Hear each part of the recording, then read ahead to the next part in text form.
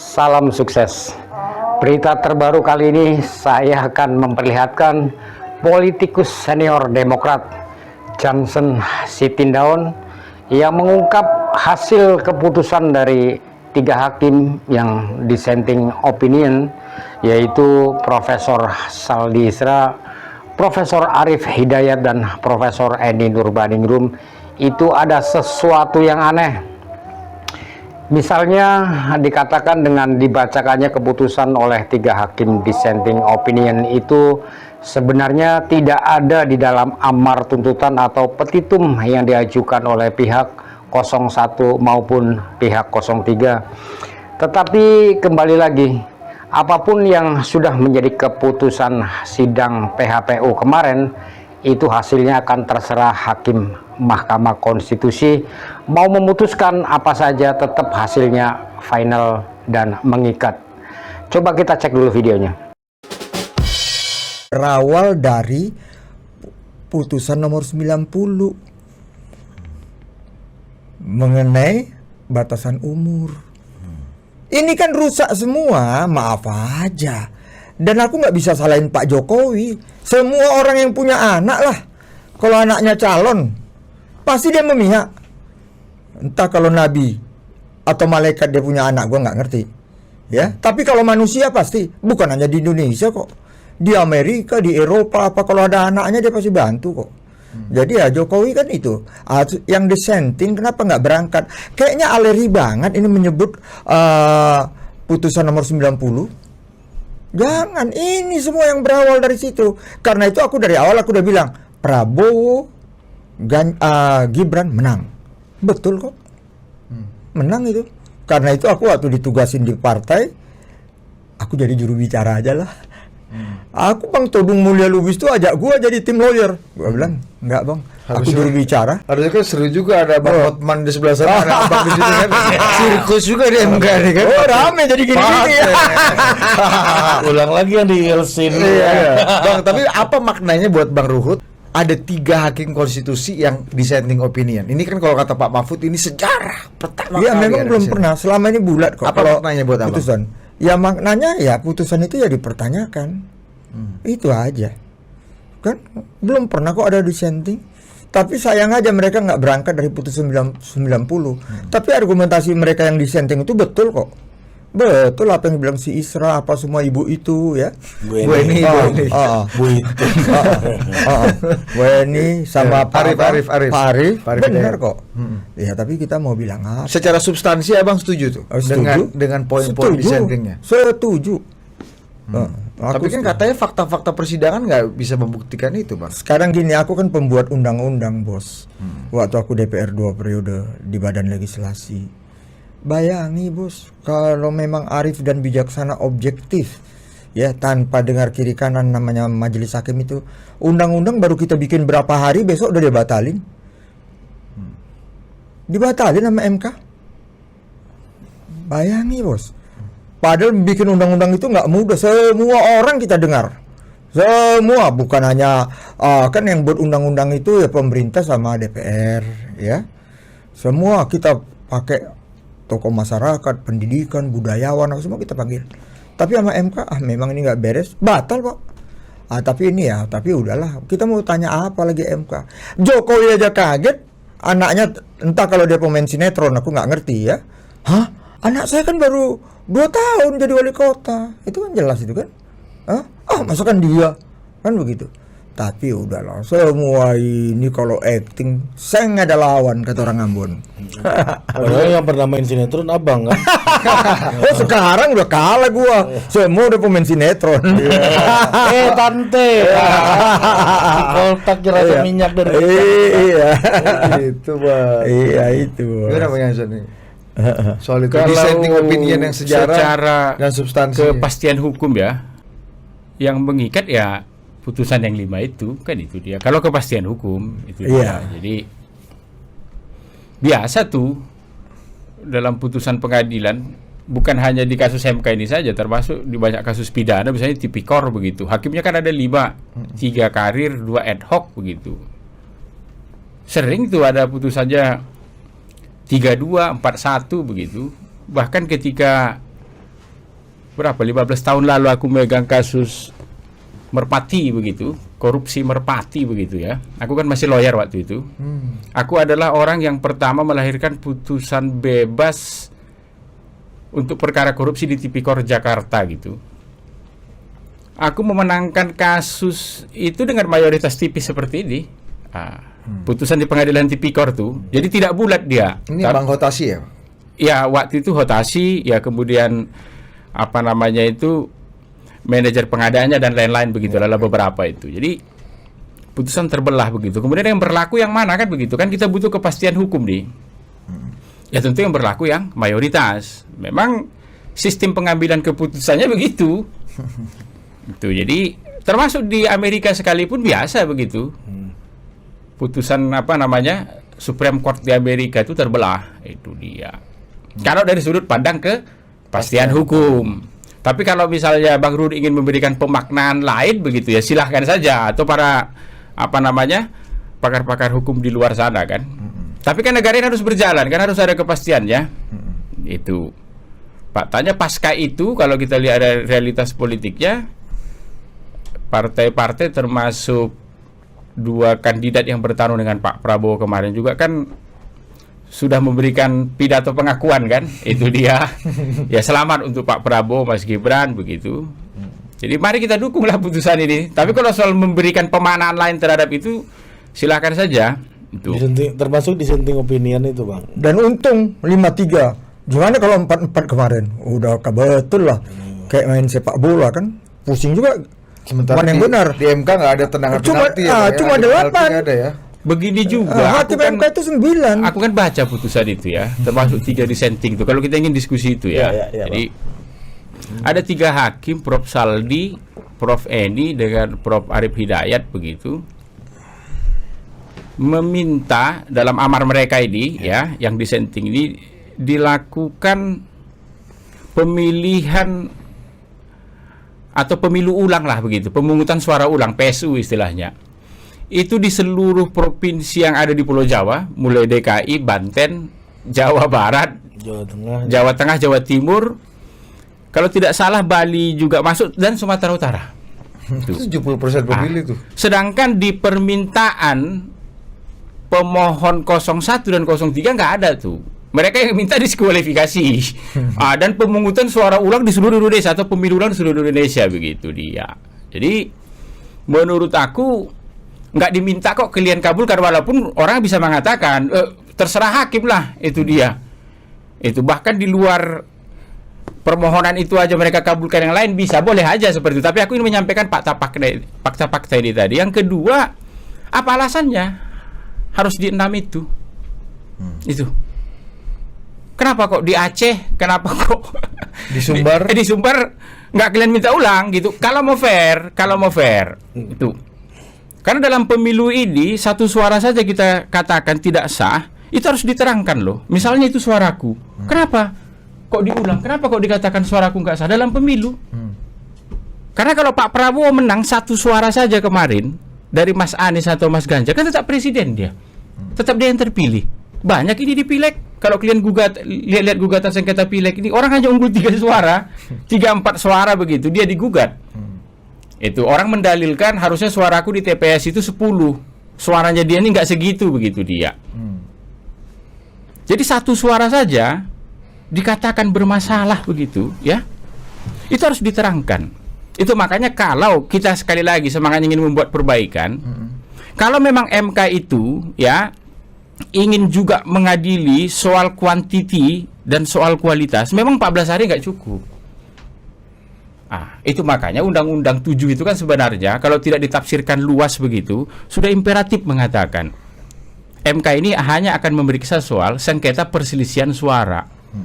Soal seluruh pelanggaran, baik itu administrasi ataupun pidana dalam pemilu ini, baik itu pileg atau pilpres, kalian tuntaskan di Bawaslu. Karena dia polisi pemilu sekarang. Nah, kaitannya dengan putusan nomor Itu. 90 tadi Bang Ruhut sebutin tadi ya. Sebagai biang kerok. Ya. Iya, biang keroknya itu. Kan putusan MK sudah final mengikat. Kita mau ngomong apa lagi? Ini takutku nanti kita ini kembali ke soal etik ini. Alah, lari ke atas. Habis etik moral. Iya. Itu Habis itu kita mendekati langit ini. Dunia ini kan hukum positif ini. Tetapi kalau kita mau berdebat etik begitu, bisa saja. Tapi nggak ada habisnya. Iya. Kembali lagi ke Itu. masa lalu nih Bang. Tapi Itu makanya aku katakan dalam tweetku 2 hari lalu, aku katakan begini, kan Hakim Saldi itu mengatakan MK ini jadi seperti keranjang sampah. Para pihak ini berharap semuanya kami selesaikan begitu. Aku katakan di pilkada itu kan ada aturan soal kekalahan dengan jumlah persentase 2,5. berapa yang boleh dibawa ke MK, itu lihat jumlah penduduk jadi. Kalau penduduknya misalnya di bawah 500.000, 1,5 apa 2% masih boleh. Tapi kalau udah di atas 1 juta, ya harus sekian persen begitu. Sekalian saja besok dibuat. Yang boleh membawa kasusnya dalam perselisihan pilpres ke MK kalau kekalahannya misalnya 2%. Sehingga para pihak ini sejak awal, karena memang membentuk juga tim sukses di tiap kabupaten, juga ada partai-partai pengusung.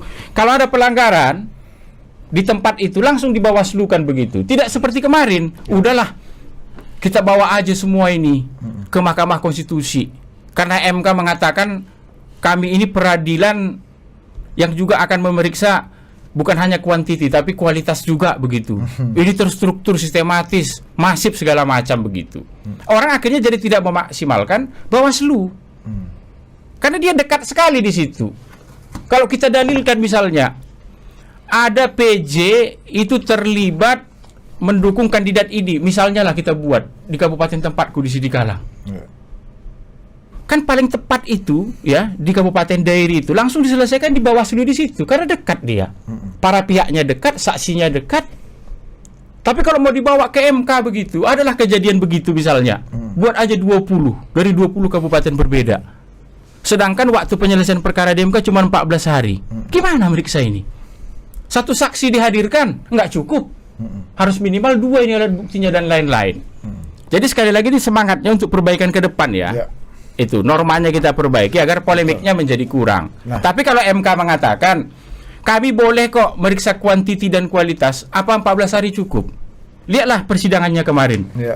Iya, 03 bawa, kalian hanya boleh Waktu. 18 saksi. Iya, itu diakui kok. Waktu dibatasi. Bertanya pun sama MK. dibatasi itu. Sama MK diakui itu. Apa bisa maksimal? Ini jangan dulu aku menempatkan diriku sebagai 02. Kan bisa saja 5 tahun lagi aku di pihak yang kalah. Presidenku menggugat. Aku ingin membuktikan itu. Apa bisa? Misalnya Presiden Jangan AHY. gitu. Contoh ini tadi. Kan masa Bukan. Karena kita semua ini kan bisa ke MK begitu. Bisa menjadi pihak di situ. Kalau 14 hari dikasih waktu untuk pembuktian hanya 1 hari untuk para pihak, jumlahnya dibatasi, bertanya pun dibatasi, nggak mungkin itu. apa sebabnya penggunaan Bawaslu sebagai instrumen dalam good governance-nya election kita ini nggak jadi maksimal?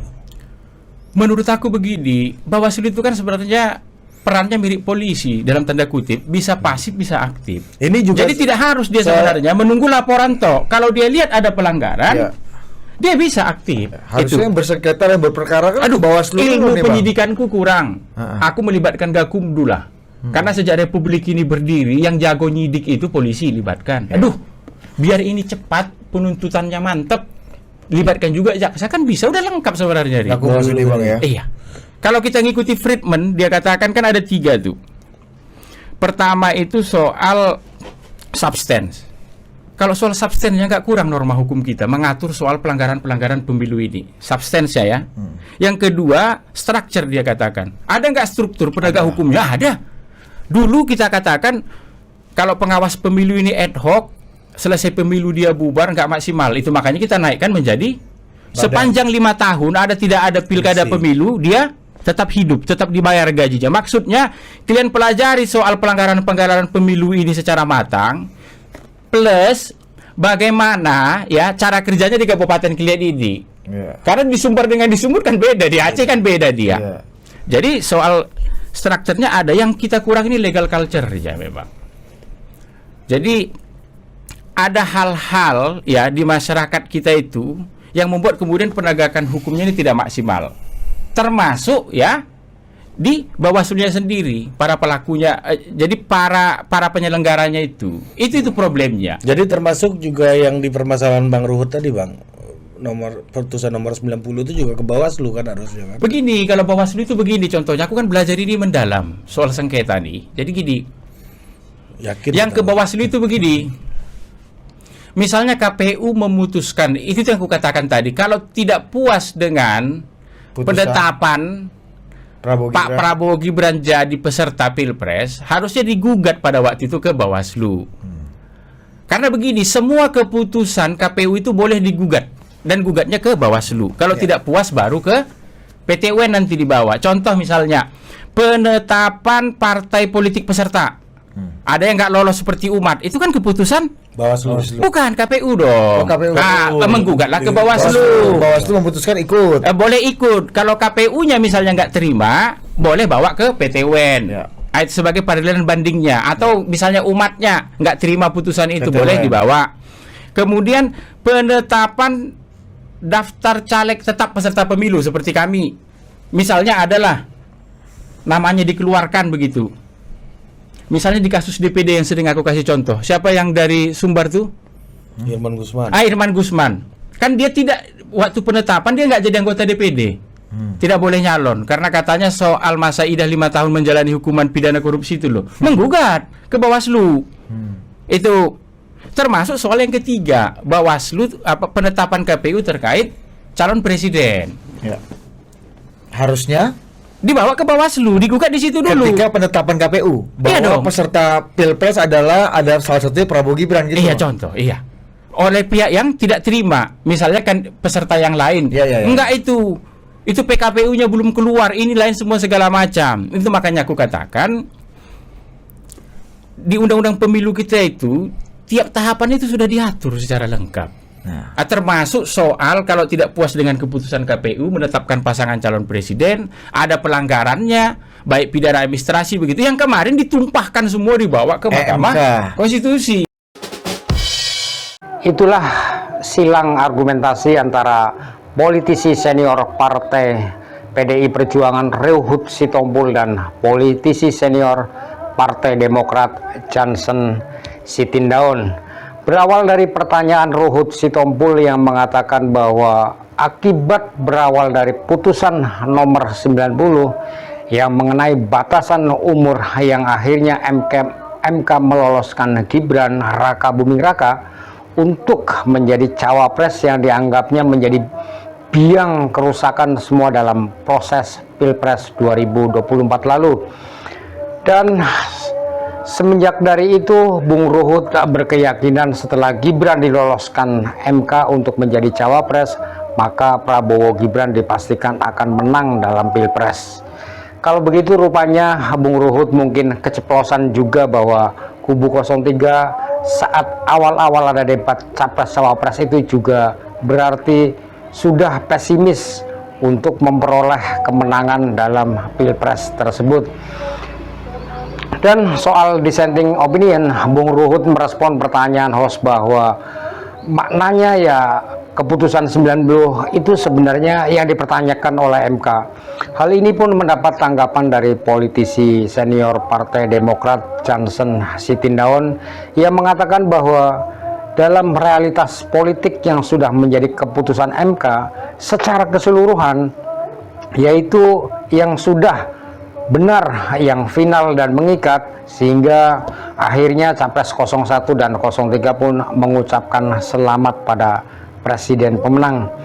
Karena kalau mau dibahas terus di dalam politik, karena perspektifnya juga berbeda-beda, jadi tidak pernah bisa akan menemukan sebuah titik penyelesaian.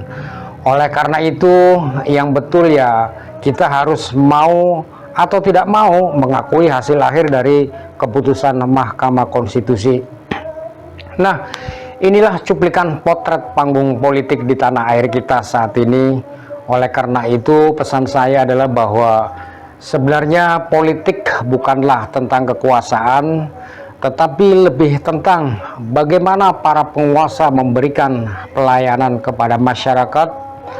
Dan politik yang bijak adalah politik yang mampu mempersatukan berbagai perbedaan-perbedaan untuk membangun sebuah kerjasama yang penuh kesejukan dan harmonis. Dan yang terakhir, Dan penting juga buat kita semua adalah tidak ada sebuah kata terlambat untuk berbuat baik bagi kepentingan bangsa dan negara ini demi masa depan anak cucu kita bersama. Terima kasih dan salam sukses.